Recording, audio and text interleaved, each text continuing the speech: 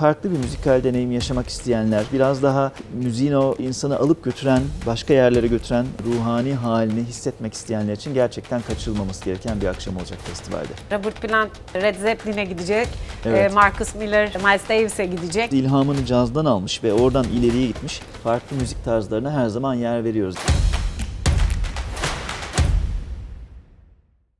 Aysun Öz'e başka şeylerden merhabalar. Bugün konumuz caz.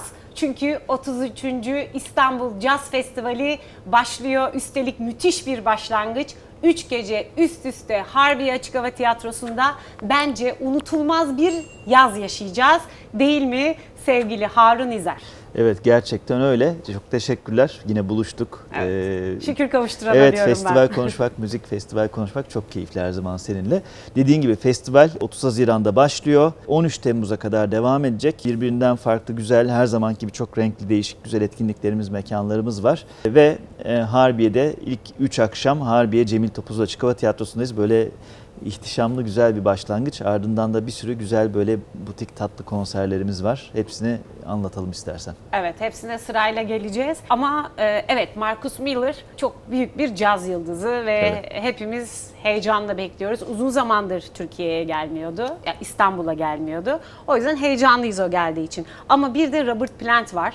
Evet. O konserde efsane konserlerden biri olacak. Ben öncelikle müsaadenle onu sormak istiyorum. Çünkü Tabii o ki. konuda da çok heyecanlıyım. Tamam, çok güzel. İyi dedim valla. Şimdi Robert Plant and Saving Grace bu seneki projesi Suzy Dayan isimli çok böyle başarılı bir vokalistle beraber geliyor. Yani aslında Robert Plant bir efsane tabii şu anda yaşayan bir efsane. 80 yaşını yeni geçti ama hala çok güçlü bir ses, hala çok karizmatik bir kişilik. Led Zeppelin'le başlayan bir tarih. 70'lerde Led Zeppelin'i kurduklarında zaten çok büyük ses getiriyorlar. Ve o günlerden bugünlere gerçekten çok üretici, yaratıcı ve çok böyle esprili, tatlı da bir insan kendisi. Yani yıllar içerisinde birkaç kere kendisiyle birlikte konser yapmak fırsatına, tanışmak fırsatına eriştiğimiz için çok da şahsen de tanıdığım bir isim. Sahnede de gerçekten hem bir yandan o rock yıldızı karizmasıyla hem de bir taraftan o tatlı renkli kişiliğiyle çok böyle keyifli güzel anlar yaşatıyor seyirciye. İstanbul'da da bu yeni projesi hem Led Zeppelin'den klasiklerinden söylüyorlar işte Ramble On gibi parçalar vesaire, Rain Song falan böyle bakalım şanslıysak o güzel parçalardan mutlaka zaten dinleyeceğiz. Belki İstanbul'a da bir sürpriz yapar ama hem de bir taraftan kendisinin bu yeni parçaları da çok güzel. Yeni yaptığı müzikler biraz daha böyle Keltik müziklere, folklorik böyle o İrlanda İngiliz müziğine falan giriyor. Onun enerjisini çok güzel veriyor. İşte şey olsun böyle o dolu dolu davullar, enerjisi yüksek, insanın ruhunu yükselten keyifli bir müziği var Robert Plant'in. Zaten sesiyle de aynı hissi veren çok başarılı bir isim gerçekten. İstanbul'da uzun zamandır görmemiştik Robert Plant'i. Çok vakit oldu. Tekrar gelecek olması çok güzel bir şey. Bence artık 80 yaşına gelmiş ama gerçekten bu kadar efsane, hala eski enerjisiyle söyleyen bir müzisyeni kaçırmamak kesinlikle lazım. Bu yılın hem festivalin ama hem de İstanbul'un bence bu yıl en önemli konserlerinden biri olacak bu konser. Evet, bence de kesinlikle kaçırmamak lazım. Bir daha nerede bulacağız Robert Plant'i? Bir daha İstanbul Caz Festivali getirene kadar diyeyim. Ama böyle bir efsaneyi canlı canlı, bir de Açık Hava Tiyatrosu'nun farklı bir havası orada, var, evet. farklı bir atmosferi var. Orada ne dinlersek çok seviyoruz ve efsaneleşiyor o gece. Ben o gece oradaydım diyebileceğimiz bir konser olacak bence. Bir klasik gerçekten yani. Yani böylece iki klasiği de İstanbul'da buluşturmuş olmak, yani orada dinlemek Açık Hava Tiyatrosu'nda çok keyifli olacak gerçekten. Tabii bir de merak ettiğim konserlerden bir tanesi de Arış Aftap. O da çok kıymetli bir ses ve İstanbul'da olması, onu da İstanbul'da dinlemek ayrı bir deneyim olacak diye düşünüyorum ben. Evet. Aruj da aslında bu spektrumun tam tersi yani daha ters köşesi diyelim. Çok daha genç bir isim kendisi ama özellikle daha ilk 2020 yılında yayınladığı Muhabbet isimli parçasıyla Grammy ödülü kazanmıştı. Böyle biraz Batı caz müzik kültürüyle Doğu müziğinin o daha mistik, ruhani halini bir araya getiren çok başarılı bir isim. Çünkü kökenleri Pakistan'dan, Doğu'dan gelen bir isim ama kendisi Amerikalı, Brooklyn'de yaşıyor. Yani bir taraftan hem o Amerikan hayat stilinin, Amerikan caz müziğinin geleneğini almış hem de bir yandan da o Doğu'nun da geleneğini çok iyi bilen bir insan. Çok da genç ve başarılı bir vokalist. 3 Temmuz'da AKM'de gerçekleşecek bu konser ve festivalin bence diğer tarafta en ilginç ve en özel konserlerinden bir tanesi. Yani böyle bir farklı bir müzikal deneyim yaşamak isteyenler, biraz daha müziğin o insanı alıp götüren, başka yerlere götüren ruhani halini hissetmek isteyenler için gerçekten kaçırılmaması gereken bir akşam olacak festivalde. Evet, benim merak ettiğim seslerden bir tanesi Arjav'da. Yani canlı olarak dinlemek benim için yeni bir tecrübe, yeni bir deneyim, yeni bir keşif olacak. Hani bu da benim eksikliğim olabilir. Şimdiye kadar dinlemedim mi diyebilirsin Bizim ama zaten festivalin de bir taraftan böyle bir tarafı festivallerin var. misyonu bu Evet. yani İstanbul Jazz Festivali'nin, İKSV'nin diğer festivallerinin de hem böyle klasikleşmiş çok önemli yıldızları Türkiye'de, İstanbul'da Türkiye'li seyirciyle buluşturuyoruz, İstanbul seyircisiyle buluşturuyoruz. Hem de bu tür keşiflere imkan sağlıyoruz aslında. Hep yeni isimler keşfetmek. Daha başka isimler de var tabii programda böyle. Hani başka neleri keşfedeceğiz mesela Harun? Tamam Oradan tabii ki. devam Oradan edelim, devam. ne dersin? Güzel. Şimdi bir tane çok önemli isim de yine Harbiye'deki Cemil Topuz'daki konserlerimizden The Sacred Souls ve Lalom. Bu iki grubun üst üste konseri var ama orada daha büyük isim tabii The Sacred Souls. Kendileri biraz daha yani çok genç bir grup. Yakın zamanda çok böyle ödüller aldılar. Böyle çok kısa bir süre içerisinde böyle araba tabiriyle sıfırdan 100'e çıktılar. Böyle çok popülerler şu anda. Milyonlarca dinleyicileri var. Dünya çapında turneler yapıyorlar. The Sacred Souls bu yazda İstanbul Jazz Festivali'ne geliyor. İlk Türkiye konserleri. Yani çok özel bir ekip. Biraz daha böyle her ne kadar genç olsalar da biraz daha böyle 60'ların 70'lerin müziğinden işte Aretha Franklin, Marvin Gaye, Stevie Wonder gibi isimlerden etkilenmişler ve o sound'u günümüze taşıyorlar ve öyle ki aslında TikTok gibi böyle güncel genç mecralarda çok popülerler. Zaten oradan böyle bayağı bir heyecan uyandırdı genç seyirci tarafında. Ama ben herkesin dinlemesini tavsiye ettiğim çünkü o müziklerinde o sıcaklık var. Bütün o brass section, üflemeliler, o Amerikan soul müziğinin sıcaklığı falan onun içine girdiği çok keyifli güzel bir konser verecekler festivalde. The Sacred Souls öncesinde de o akşam 1 Temmuz akşamında Lalom grubu sahnede olacak. Lalom onlar da böyle Amerika'nın güney bölgelerinden bir ekip. Los Angeles League of Musicians adını taşıyan bir üçlü bu. Geçen sene Hermanos Gutierrez konserini sevenlerin, dinleyenlerin ve Hermanos Gutierrez'i çok seveceğine emin olduğum bir isim Lalom. Böyle biraz daha Kuzey Amerika'dan Güney Amerika'ya, işte Meksika'ya, daha böyle Peru'ya falan oranın yerel müziği. Son dönem böyle Bad Bunny ile falan popülerleşmeye başladı Güney Amerika müziği de dünyada. Evet. Böyle o çizgide daha o sıcak Güney Amerika soundlarını sevenler için çok keyifli bir başlangıç olacak 1 Temmuz'da. Böylece 2 konser birden çok keyifli, genç, güzel, yeni müziği keşfetmek için çok başarılı bir, güzel, özel bir akşam olacak. 1 Temmuz'da Cemil Topuz'daki Lalom ve The Sacred Souls konserleri. Aslında her sene tabii sen bu karmayı yapıyorsun. Robert Plant gibi efsaneleri ya da Marcus Miller gibi efsaneleri. Jazz rock farklı tarzlarda. Evet, farklı tarzlarda sanatçılar geliyor. Onları deneyimliyoruz. Onların caz versiyonlarını dinliyoruz ya da farklı tarzları birleştirdiği. Bir taraftan genç yetenekleri keşfediyoruz ya da keşiflerde. Genç olmasalar da bizim için yeni tabii olabilir. Bazı isimler herkes geç için. de keşfedilebiliyor. İlla genç olmak şart değil. Başarılı güzel işler yapmayı hep yapıyoruz, takip etmeye çalışıyoruz. O yüzden tüm bu mixi yani bu karışımı İstanbul'da canlı canlı izlemek nefis bir şey. Festivallerde dediğin gibi bunun için var. O yüzden bu festivalde yine bizim için hem efsaneleri hem de yenileri dinlemek için, trendlerden haberdar olmak için. Çünkü bir taraftan da sen caz müziğinde neler oluyor o trendleri çok yakından takip edip bize hazır sunuyorsun her yaz. O çok kıymetli. Evet yani ekipçe yapmaya çalıştığımız bir şey. Hani ben de zaten yıllardır çok çaba gösteriyorum. Ekip arkadaşlarım da sağ olsunlar. Onlar da çok çaba gösteriyorlar. İşte Günsu, Esra, Eda. Küçük böyle güzel bir ekibimiz var. Çekirdek ekibimiz. Evet. Hep beraber umarım güzel şeyler yapıyoruzdur. Bunu demişken aslında 2 cümle Marcus Miller'dan da bahsetmemek olmaz. Ondan da yapayım. Çünkü orada aslında çok ilginç de bir hikaye var. Marcus Miller bu sene festivali 30 Haziran'da açılış konserini yapacak festivalin. Çok da özel bir programla geliyor. Miles Davis'e adadığı bir konser. Çünkü Marcus aslında Miles Davis'in en son turne yaptığı yıllardaki kadrosundaki genç basçı aslında. Miles Davis hep böyle genç müzisyenlerle çalışmayı seviyor. Hep müziğini, sound'unu da yenileyen bir insan. Ve o 80'lerin sonundaki kadrosunda Miles Davis de var. Ki o dönemki kadroda olan başka isimler de var şu anda hala aktif müziğe devam eden. O zamanlar çok genç isimler, şu anda artık yetişkin ve caz müziğinin artık duayen yıldız isimleri haline gelmiş isimler. Marcus Miller de bu kadroyu toplamış. Adeta böyle bir eski ekibi topluyoruz arkadaşlar edasıyla. Miles Davis'e adadığı We Want Miles isminde bir proje yapıyor. İşte Mike Stern var, Bill Evans var saksafoncu vesaire, Mino Sinelu var perküsyonda vesaire. Böyle çok güzel bir ekip toplamış. O ekiple beraber biraz böyle Hem kendi müziklerini de yapacaklar tabii hem de biraz homaj Miles Davis'in anısına yaşatan böyle bir güzel konser verecekler. O da 30 Haziran açılış konserimiz. Evet, ne güzel. Robert Plant Led Zeppelin'e gidecek. Evet. Marcus Miller Miles Davis'e gidecek. Yani o yıllara gidecek. Aslında zamanda böyle küçük Tabii, yolculuklara da çıktığımız Ve bir festival. Evet, türler arası ve de yani Evet. hep muhabbeti olur. Ben şimdi onu da açmadan etmeyeyim, kendi kendime söyleyeyim. Şimdi bizim İstanbul Jazz Festivali de birazcık daha yazın gerçekleşen, biraz daha ana akım, daha kitlesel bir caz festivali. Sadece adı Jazz Festivali olmakla birlikte tür olarak hiçbir zaman kendimizi sadece cazla sınırlı tutmuyoruz. Aslında biraz ilhamını cazdan almış ve oradan ileriye gitmiş farklı müzik tarzlarına her zaman yer veriyoruz. Yani rock müziği de bunun içinde var. Farklı müzik tarzları ta elektronik müziğe hatta hip hop rap'e gidene kadar farklı tarzlar hep zaten bu köklerini cazdan alarak ilerlemiş veya oradan çok etkilenmiş tarzlar. Dolayısıyla biz de o geniş yelpazeyi İstanbul'u seyirciye, Türkiye'ye böyle güzel, yeni, başarılı isimleri getirme fırsatını her zaman değerlendiriyoruz. Evet. Bir de caz severler de aynı yelpazede ilerliyor bence. Yani bazıları çok klasik Amerikan Tabii. standartlarında caz sever. O da var, Bazıları tabii. daha çok soul ağırlıklı caz sever. Bazıları daha etnik caz sever. Tabii. O yüzden tüm o caz severlere de Tabii. hitap etmek gerekir. Yani kimsenin caz festivali değil, herkesin caz festivali. Aa, Daha biraz evet geniş. öyle bir mantık var aslında, aynen öyle. Evet, ben İstanbul Jazz Festivali'nin bu yelpazesini de seviyorum gerçekten. O yüzden Peki. 33. kez gerçekleşmesi ayrıca ne güzel ne mutlu. 33. yılı görmek o kadar kolay değil festivaller için. Evet. Tabii bunda İKSV çatısı altında olmasının, hakim bir ekiple olmasının tabii payı büyük. Hep çok çalışıyorsunuz yıl boyunca.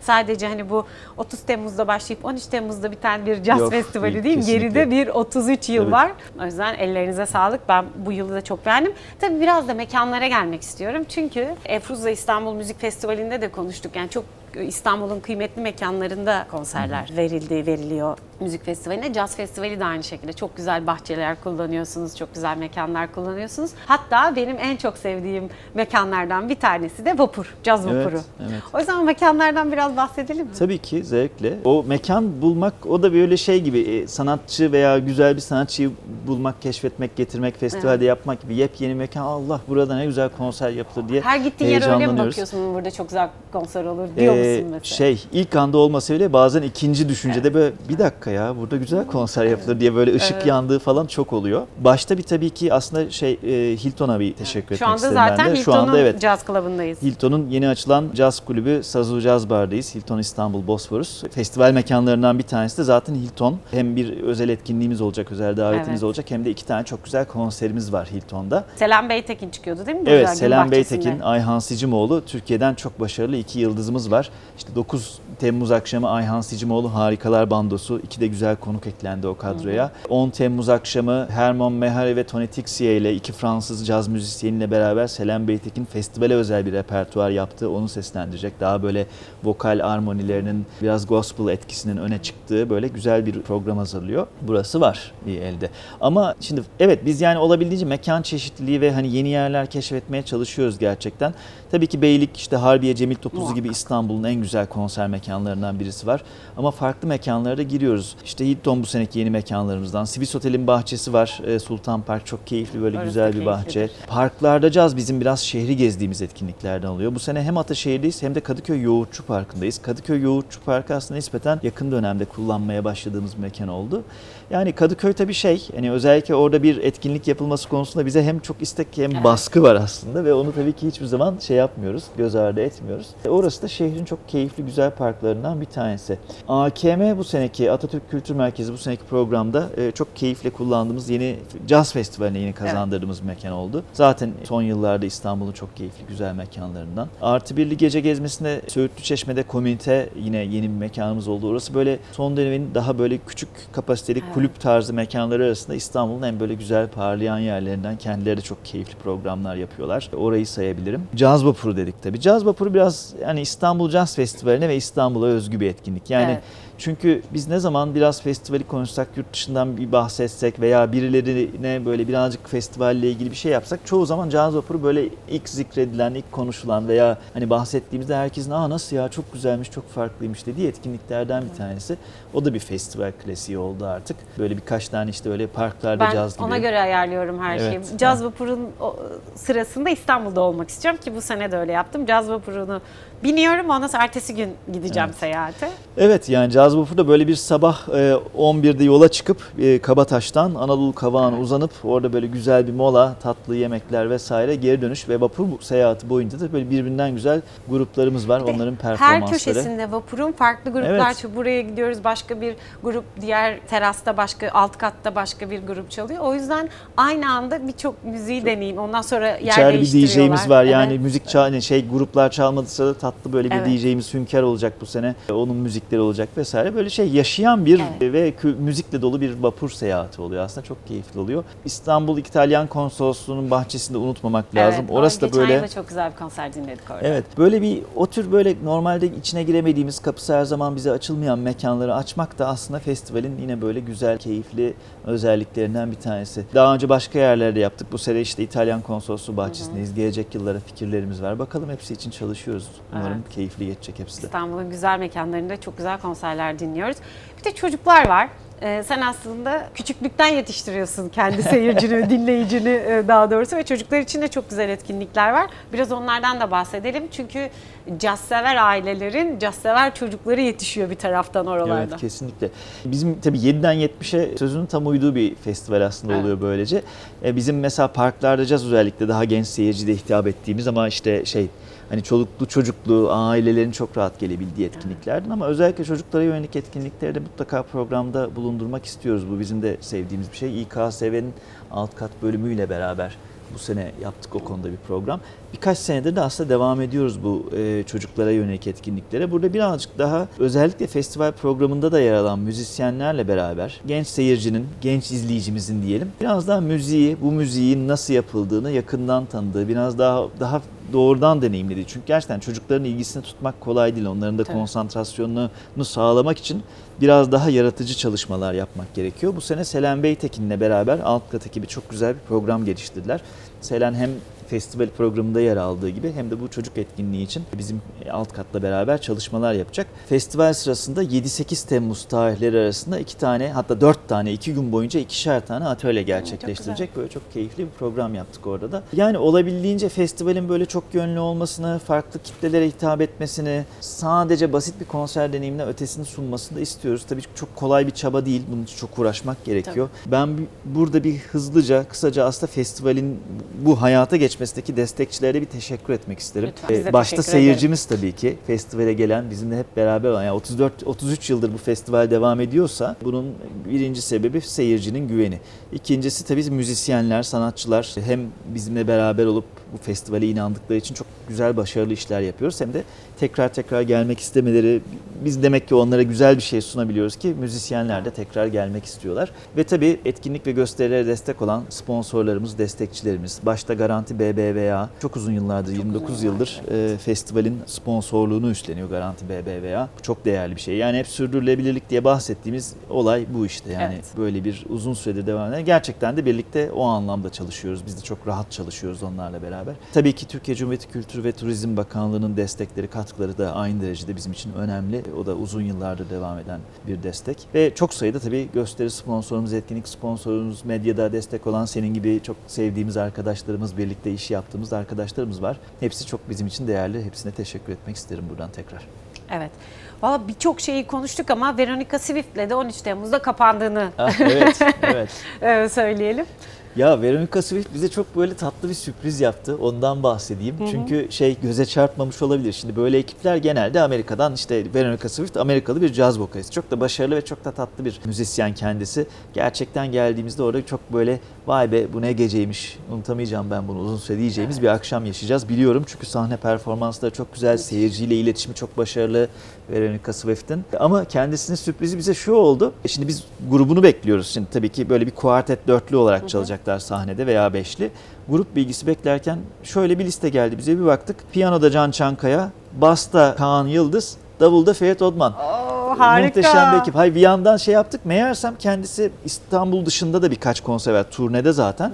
O konserlerini de Avrupa'da yaptığı bu turneye bu ekibi götürmeye karar vermiş. Görüşmüş, doğrudan kendisi yapmış.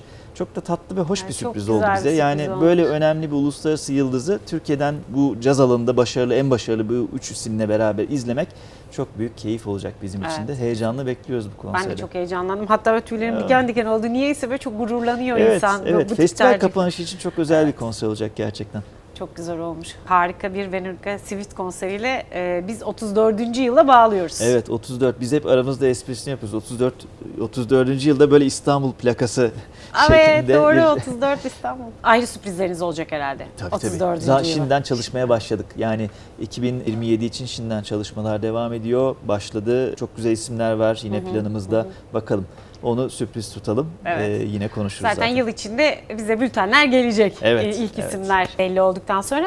Küçücük bir genç cazdan bahsetmek istiyorum. Çünkü genç caz, KSV'nin İstanbul Caz Festivali'nin çok önemli projelerinden biri. Kendi cazımızı desteklemek adına. Çünkü Türkiye'de bence çok iyi caz yapılıyor. Yani dünya standartlarında Çok iyi işler hatta çıkıyor. çoğu yere göre üstünde caz yapılıyor. En son ben Akra Caz'daydım. Akra Caz'da da İKSV'nin İşbirliğimiz genç var. cazcıları çıkıyor. Evet. İşbirliğiniz var. Hatta Görgün Bey ismini de andı sahneden.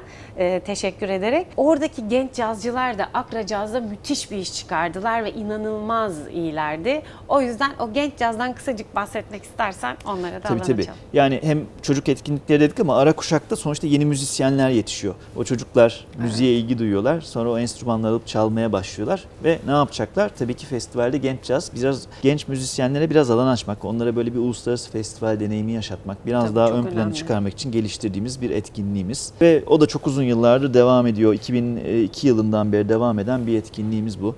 Bu yıllar içerisinde çok önemli isimler geldi geçti buradan. Hani biz sebep olmamış olsak bile o çorbada bizim de tuzumuz olmuş oldu diyebilirim. Genç cazda bu isimlerin yer almasıyla. Hepsi yakından tanıdığımız çeşitli müzisyenler. İşte Çağrı Sertel de vardı zamanında. Ozan Musluoğlu da vardı. Arada Deniz Taşar'ı sayabilirim. İpek Dinç falan. Bir sürü isimler geçti.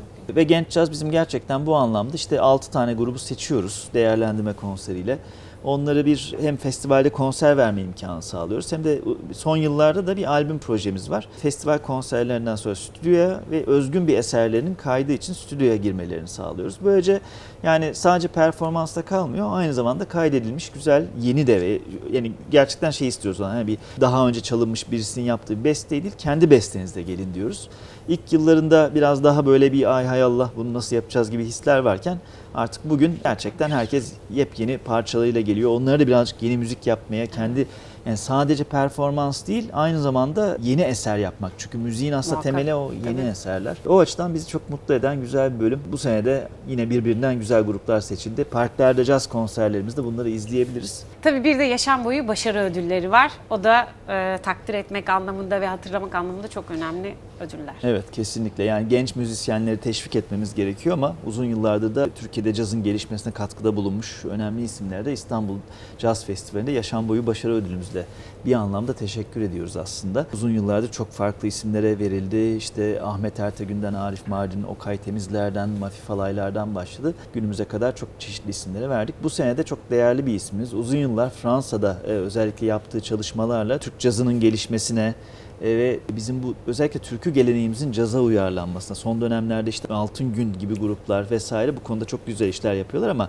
bunları daha 80'li yıllarda başlayan caz üzerinden türkülerimizi yorumlayan çok başarılı bir isim Senem Diyici. Kendisine takdim edeceğiz festivalimizin açılışında yaşam boyu başarı ödülünü. Festival sırasında da çok güzel bir konserleri olacak. 4 Temmuz'da Salon İKSV'de Senem Diyici Mavi Yol Kuartet featuring Okay Temiz. Okay Temiz de onun çok eski dostu. Evet. Hala da aktif, çok böyle bizi hayranlık uyandıran bir isim gerçekten Okay abi. Bu ekip çok güzel bir konser verecek Salon İKSV'de. O da böyle onun bir taçlanması olacak. Tabii ücretsiz konserlerimiz de var. Parklar Caz 4 Temmuz'da Ataşehir'de, 5 Temmuz'da Kadıköy Yoğurtçu Parkı'nda. Onları da bekliyoruz. Az kaldı. Evet. Heyecan dorukta. Evet bekliyoruz. Marcus Miller'la birlikte başlıyor 33. İstanbul Caz Festivali. Çok teşekkürler Harun. Her yıl böyle nefis festivaller yaşatıyorsunuz bize. Tüm İKSV ekibine, tüm İstanbul Caz Festivali ekibine ve sana çok teşekkürler. Biz Yine teşekkür ederiz. çok Çok güzel sağ bir ol. yaz geçireceğiz hep birlikte. Ve hep birlikte olmak fikri çok güzel. Festivallerin bence en güzel tarafı bu. Şehirde normalde karşılaşamayacağımız arkadaşlarımızla, karşılaşamayacağımız sanatçılarla,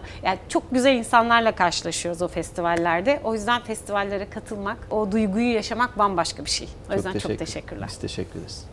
Evet, bu hafta 33. İstanbul Jazz Festivali'ni konuştuk direktörü sevgili Harun'la. Önümüzdeki hafta yine başka bir konukla birlikte olacağız ama beğenmeyi, yorum yapmayı unutmayın lütfen. Abone olmayı da. Haftaya görüşmek üzere. İyi seyirler, iyi konserler şimdiden. Jazz Festivali'nde en az mutlaka bir konser izleyin. Hiç izlemediyseniz bayılacaksınız. Zaten müdavimiyseniz biliyorsunuz ne olduğunu. Ama mutlaka katılın. Parklarda caz var mesela. Harika konserler olacak. Hepsi Vapurda Caz'a ben de katılıyorum ve diğerlerine de haftaya görüşmek üzere.